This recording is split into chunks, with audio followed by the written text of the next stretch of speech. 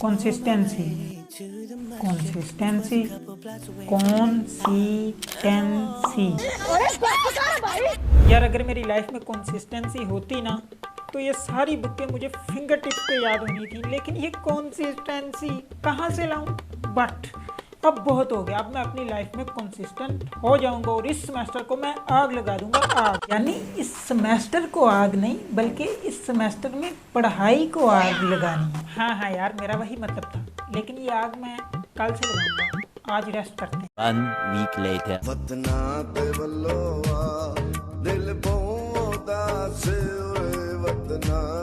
Consistent रहने के इस दुनिया में सिर्फ दो ही तरीके, दो ही वेज हैं। नंबर 1 मजबूरी, नंबर 2 शौक। मजबूरी, फॉर एग्जाम्पल जो लाइफ तुम गुजार रहे हो वो गुजारना नहीं चाहते, लेकिन फिर भी कंसिस्टेंसी से गुजार रहे हो। क्यों? क्योंकि मजबूरी है। कभी ऐसा तो नहीं होगा कि तुमने कहा हो कि यार मैंने ये 2 दिन लाइफ नहीं गुजारनी, 2 दिन के बाद दोबारा वापस आऊँगा।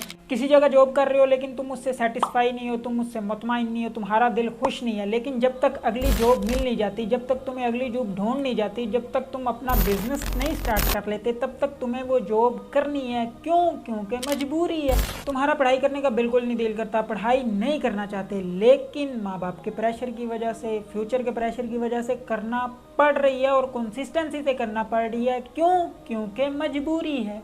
गर्लफ्रेंड से बातें कंसिस्टेंसी से कर रहे हो। क्यों? क्योंकि शौक है। दुनिया जहान के पुट्ठे काम, गलत काम कंसिस्टेंसी से कर रहे हो। क्यों? क्योंकि शौक है। अब अगर कोई काम तुम मजबूरी से कर रहे हो, फॉर एग्जांपल अगर कोई जॉब मजबूरी से कर रहे हो, पढ़ाई मजबूरी से कर रहे हो, या इवन कोई बिजनेस मजबूरी से कर रहे हो, या और कोई दूसरा तीसरा काम जो तुम मजबूरी से कर रहे हो, अब उस काम को तुम्हें उस वक्त तक तो करना ही करना है जब तक वो तुम्हारी मजबूरी खत्म नहीं हो जाती। ये तो अटल है ना, तब तक तुम्हारी जान छूट नहीं सकती। तो फिर कोशिश करो कि उस काम में अपना शौक पैदा कर लो, उस काम में अपनी दिलचस्पी पैदा कर लो। इसका फ़ायदा ये होगा कि तुम डिप्रेशन में नहीं जाओगे, तुम्हें टेंशन कम होगी, तुम्हारा ये जो दिमाग है वो ज़्यादा ख़राब नहीं होगा। Now we talk about the actual concept of consistency. इस दुनिया में सबसे ज़्यादा एक्यूरेट कंसिस्टेंट चीज़ क्या है? मशीनें। इसके अलावा तो कोई चीज़ भी नहीं है एक्यूरेट कंसिस्टेंट। ये एक फितरी यानी कि कुदरती अमल है कि बनी नो इंसान एक काम को करते करते थक जाता है, उकता जाता है, बोर हो जाता है। इसकी एग्जांपल तुम पसंद की शादी या फिर पसंद की अपनी कोई भी चीज़ ले सकते हो। फिर उसे उस काम से रेस्ट चाहिए होती है, चाहे वो 2 दिन की हो, 10 दिन की हो, 50 दिन की हो, महीने की हो, या जितनी भी हो। वो पंजाबी में कहते हैं ना कि जिना को पसली पार चुक सके। तो जितना उसका काम, जितनी रेस्ट बर्दाश्त कर सकता है, उतनी रेस्ट उसे कर लेनी चाहिए, या वो करता है। अब इसका हरगिज़ मतलब नहीं है कि उसकी कंसिस्टेंसी डैमेज हो गई है इस रेस्ट से। हमने ना बिला वजह कंसिस्टेंसी को अपने दिमाग में चढ़ा के रखा हुआ है। वो कहते हैं ना कि सर पे चढ़ा के रखा हुआ है कि अगर हम सुबह शाम रात दिन अन्य काम करेंगे तो यही कंसिस्टेंसी कराएगी।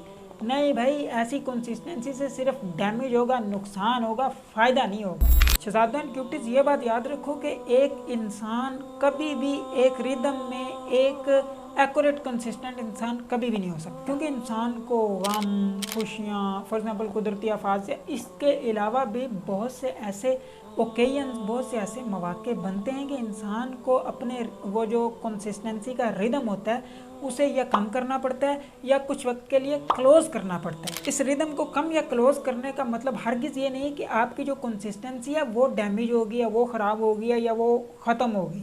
लेकिन रुको जरा सब्र करो। अगर तुम जानबूझ के रेस्ट पे रेस्ट किए जा रहे हो, रेस्ट पे रेस्ट बढ़ाए जा रहे हो और अपनी कंसिस्टेंसी को जानबूझ के कट कर रहे हो, जानबूझ के उसे डैमेज कर रहे हो, ख़राब कर रहे हो, तो इसका मतलब है कि तुम हड हराम हो और तुम्हें लफड़ों और चपेड़ों की ज़रूरत है, ना कि कंसिस्टेंसी पे मेंटरशिप लेने की या लेक्चर्स लेने की। तुम जानबूझ के भाई अपनी कंसिस्टेंसी को ख़राब कर रहे हो। अल्लाह पाक आपको ज़िंदगी के हर मैदान में कंसिस्टेंसी से कामयाबियों से हमकिनार करें। I hope you like this episode. अल्लाह हाफिज़।